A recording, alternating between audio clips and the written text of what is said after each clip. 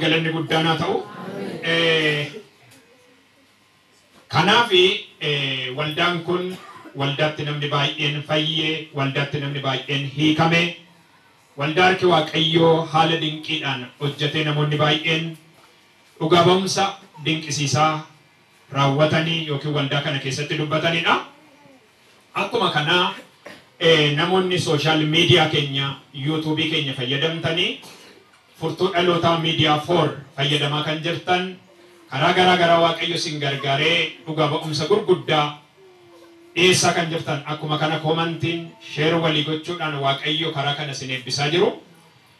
Har'a guyyaa har'aa kanaa sagantaa keenya waldaa haadhaa adulaala irra jirurraa sagantaa har'a sin dhiyeessinu kana Waaqayyo nu gargaaree isin eebbisuudhaaf fuula keessanitti argamnee jirra jechuudha. Waaqayyo akkuma haala addaatti harki isaa hojjechaa jiru kana Waaqayyo baroota keessatti nama isaaf hojjetu barbaada. Macaafni qulqulluu mootota isa lammataa boqonnaa 6 irratti gaafa dubbatu oddoon itti wal geenyu nutti dhiphate nama Waaqayyo kai gara Yordaanos deemne muka murreetu oddootti wal geenyu kana bal'ifannaa jedhan. Nama Waaqayyo Elsaa'iin garuu nu biraa nafiini kottu gara lagaa wajjin buuna jedhanaan namni Waaqayyo laga wajjin buunaan namni tokko qottoo ergisaa qabatee ka'e. Sababbiin isaa kan bal'atu mana Waaqayyooti, kan ijaaramu mana Waaqayyooti jedhee qottoo ergisaa qabatee gaafa ka'u garaadhaan ka'e. Laga bu'ee garuu qottoon isaa jalaa bade yookiin galaana seene. Akkas jedhee iyye yaa gooftaa koo qottoon kun qottoo ergisaati jedhe. Namni Waaqayyo qixa kamiin keessa bu'ee eessaani jedhe. Harka keessan kaasaa siniin eebbisa sinis. Hinni sin jalaa badee kallattii dhabdan humna dhiiga oolichaan kallattiin isaa argameera. Iyya ameen jedhaa kallattiin isaa argameera. Hojjettanii kallattii eebbaa kan dhabdan, danqitanii kallattii eebbaa kan dhabdan, kallattii kamiinuu eebbisin jalaa kan bade har'a maqaa Yesuusiin argameera. Ameen jedhaa argameera. Ameen jedhaa argameera jedhe. Namni Waaqayyo muka kutee irra buusee jedha. Nama Waaqayyootiin akkas jedhe hiixadhu fuudhi jennaan namichi galataan gale. Harka keessan ol kaasaa sin eebbisa.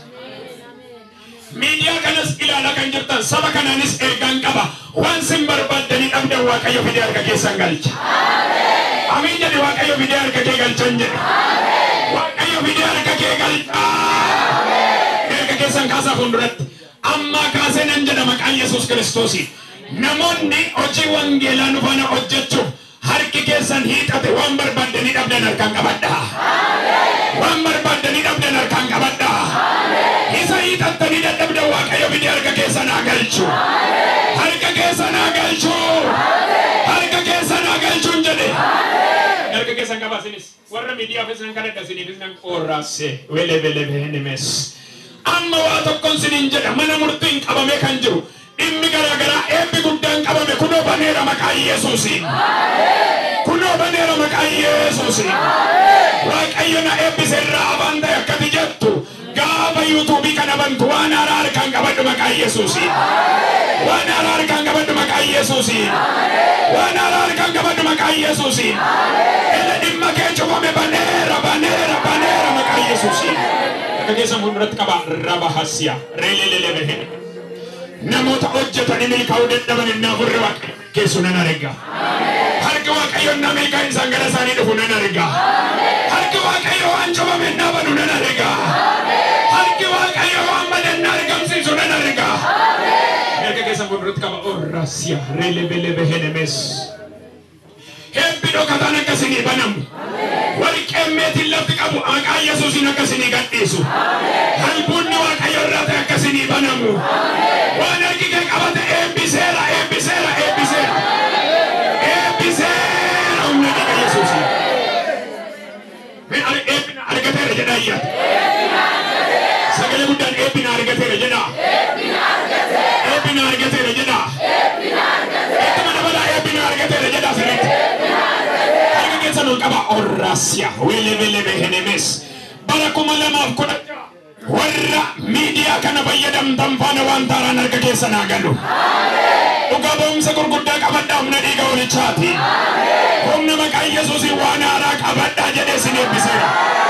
Hallelujah. sinebbise kana waldaan kun lama fayyinni gurguddaan itti ta'udha.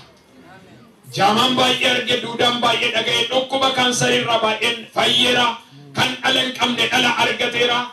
Waaqayyo waan gurguddaa lafatti hojjetudha. Kanaaf namoonni miidiyaa keenya kana argitanii waldaa kana deeggaruudhaaf bira dhaabbanna jettan karaa kamiyyuu akkaawuntii waldaa kanaatiin sabni waaqayyoof nuti akkas jenna kootta hojii wangeelaan wajjin hojjedhanna.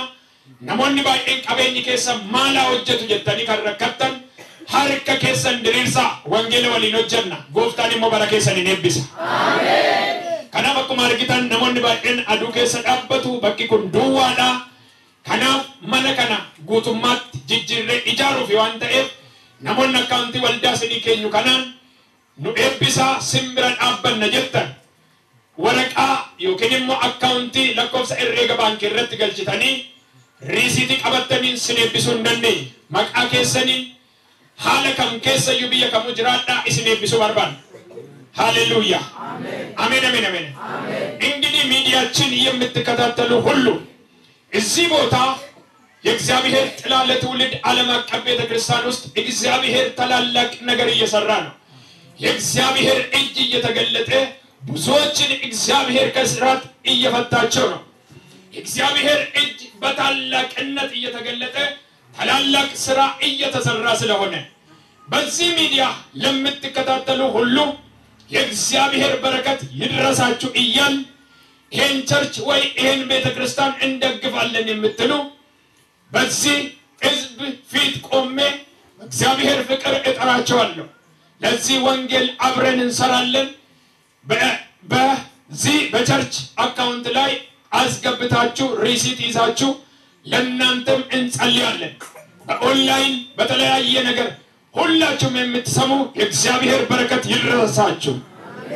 አሜን ጀዳ ከና ዋቀዮ ዋና ራስኒ ጎዳ አርኪ ዋቀዮ እስኒ ድሪራ ከና ኤባ ወልዳ ከናት ድርማን ነሞን ጀተን ለኮስ እሬጋ ወልዳ ክርስቲያና ጋዲሰ ዋቀዮ አሎት አዱኛ ጀዴ መቃን ከንጅሩዳ ለኮስ እሬጋ ነንዱበዳ ኩማ ኩዳን ሰገልተሚ ቶኮ torbaatama 25 61 irrande bi'a waldaa kiristaana gaaddisa waaqayyo dhaloota addunyaa jedheetu 10 91 torbaatama 25 61 isa dhumaa irrande bi'a 10 91 torbaatama 25 61 maqaa waldaatiin kan jirudha.